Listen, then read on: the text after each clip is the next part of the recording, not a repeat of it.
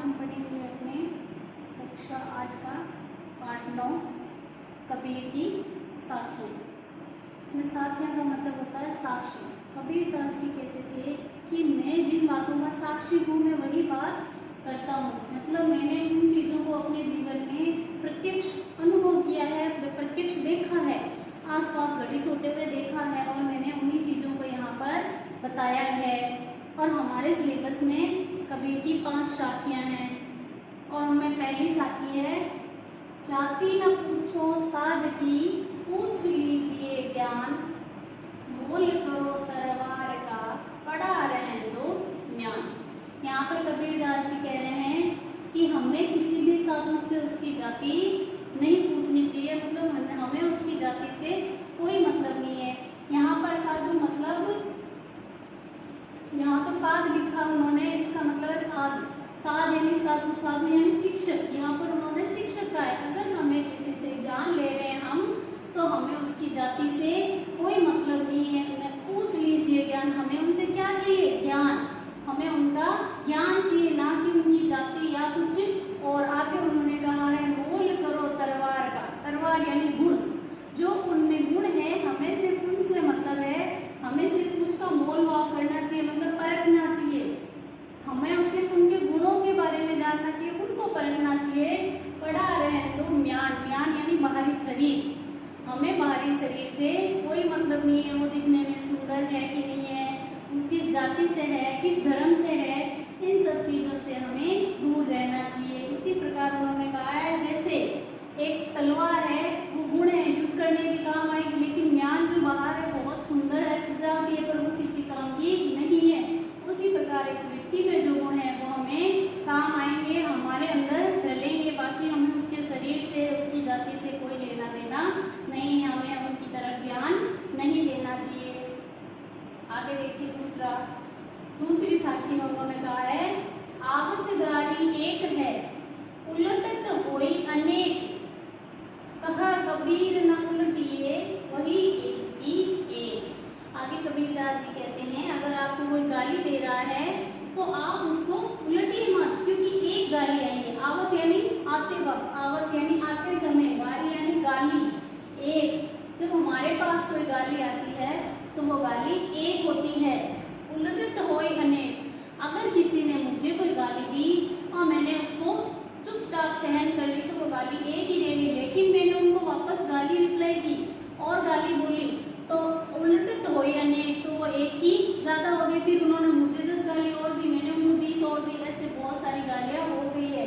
कहे कबीर दास जी कहते हैं ना उलटिए, अगर आपको कोई गाली दे रहा है, गंदा बोल रहा है, तो हमें उसको उलट कर जवाब नहीं देना चाहिए, ताकि वही एक ही एक, वो गाली जो गंदा शब्द है वो एक ही रह जाए, वो ज्यादा ना बने।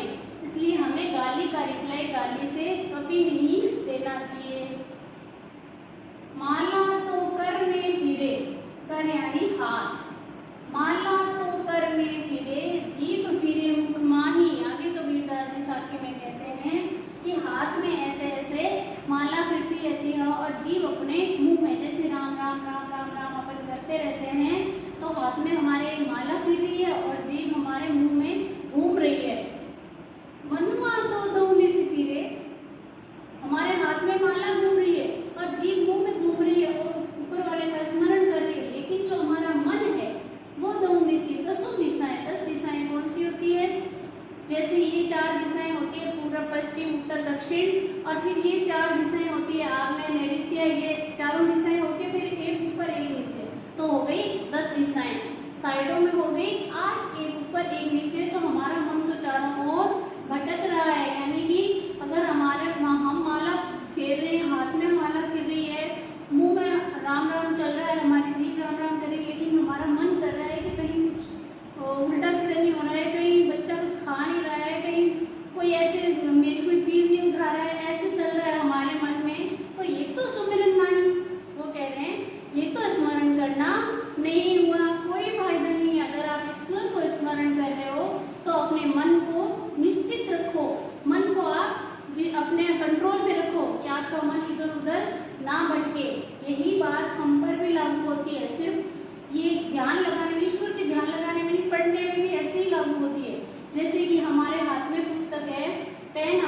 पास है, हम बड़बड़ ऐसे बड़बड़ा के पढ़ भी रहे हैं, लेकिन फिर भी हमारा मन जगह पे नहीं है। जैसे हमारा मन हो कि अरे फ़ोन उठा लूँ, थोड़ा सा पापा का फ़ोन मिल जाए तो मैं गेम खेल लूँ, या फिर मेरे दोस्त क्या कर रहे हैं ये सारा कर रहे हैं, तो ये हमारा जो सुमिरन यानी हम जिस काम को कर रहे हैं उस काम का करना नहीं है। वो कब होगा? जब आप एकाग्रचित होकर अपने मन से उस काम को करेंगे, तभी वो सुमिरन, चाहे ईश्वर में ध्यान लगाना हो चाहे पढ़ने में ध्यान लगाना हो, वो तभी होगा, ऐसे नहीं होगा।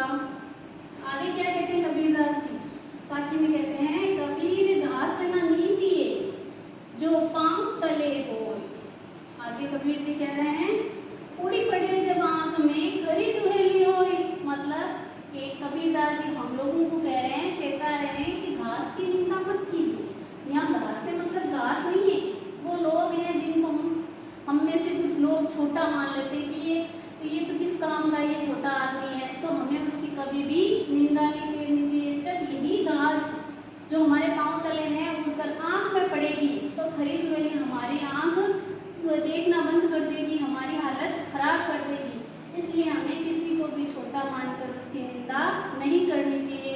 हर इंसान की, हर चीज़ की अपनी एक जगह होती है, अपनी एक कद्र होती है, उनके बगैर दुनिया नहीं चल सकती। छोटे बड़े सभी होंगे तभी होगा। यहाँ पर भी कबीरदास जी ने एक साखी के माध्यम से हमें चेताया है कि हमें किसी की निंदा नहीं करनी चाहिए, किसी को छोटा या कुछ समझ कर निंदा नहीं करनी चाहिए। आगे, जग में बैरी कोई नहीं जो मन शीतल होए, या आपा को डाल दे दया करे सब कोई। कबीरदास जी कह रहे हैं, इस संसार में बैरी यानी दुश्मन, हमारा कोई भी शत्रु नहीं है जो मन शीतल हो। अगर आपका मन शीतल है, ठंडा है, तो आपका कोई भी शत्रु नहीं है। या आपा को डाल दे, हमारे अंदर जो एक बहुत बुरी चीज होती है आपा, घमंड, अहम, अगर हमने इस अहम को छोड़ दिया तो दया करे सबको, सभी हमारे मित्र होंगे, कोई भी अपना शत्रु नहीं है। इस प्रकार इन 5 साखियों में कबीरदास जी ने सांसारिक बातें हमें बताई है, जो तब भी लागू थी और आज भी हमारे जीवन में लागू है। तो ये 5 के आपको हिंदी अर्थ करने हैं और आपको इनको अच्छे से समझना है। अब हम करते हैं प्रश्नोत्तर। तलवार का महत्व होता है, म्यान का नहीं। उक्त उदाहरण के माध्यम से कबीरदास जी क्या कहना चाहते हैं?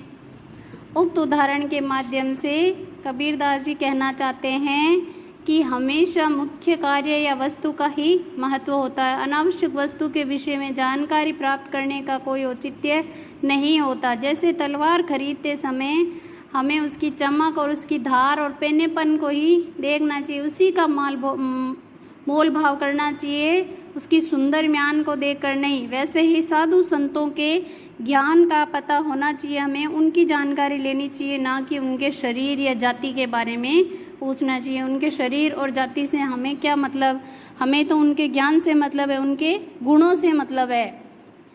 पाठ की तीसरी साखी, जिसकी एक पंक्ति मनुआ तो दौंदिसी फिरे, ये तो सुमिरन नाही के द्वारा कबीरदास जी क्या कहना चाहते हैं? इसके माध्यम से कबीरदास जी कहना चाहते हैं कि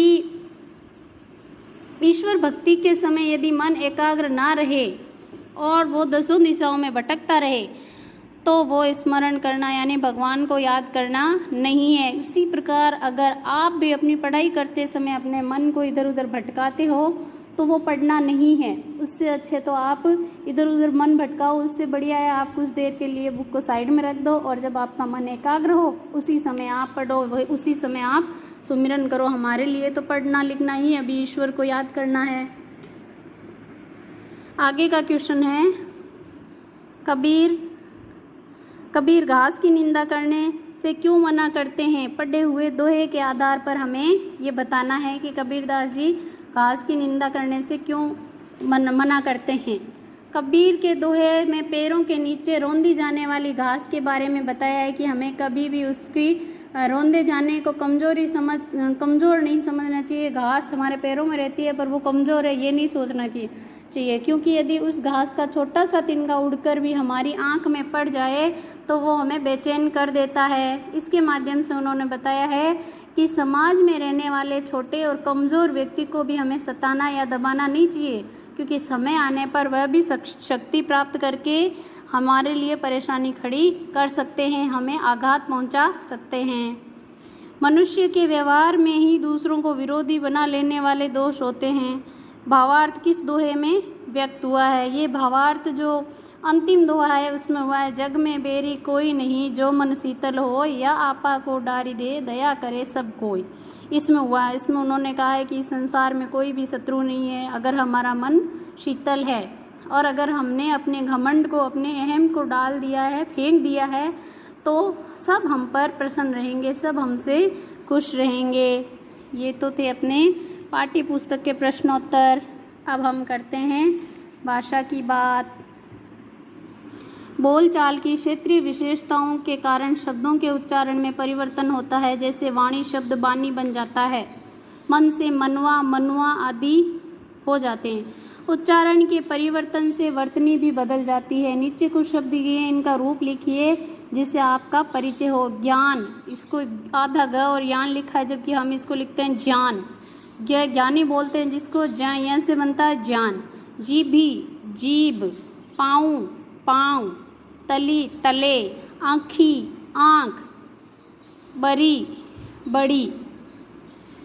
अब इनके शब्दार्थ, ये लिखा देखो जान, जानकारी, म्यान तलवार रखने का एक कोस, गारी यानी गाली अपशब्द, कर यानी हाथ, दहु यानी 10, दिशी दिशाएं, सुमिरन ईश्वर के नाम का जाप, भक्ति का एक प्रकार या स्मरण करना, ईश्वर को याद करना। दुहेली, दुख, दुख में पड़ा हुआ या कष्ट साध्य, जिसको बहुत तकलीफ हो रही हो। बैरी यानी दुश्मन, आपा यानी अहम या घमंड। तो ये था अपना आज का 9वां पाठ। आगे 10वां पाठ अपन आगे करेंगे और मैं आपको बता दूंगी। बहुत बहुत धन्यवाद। अच्छे से लर्न भी करना इनको। Thank you.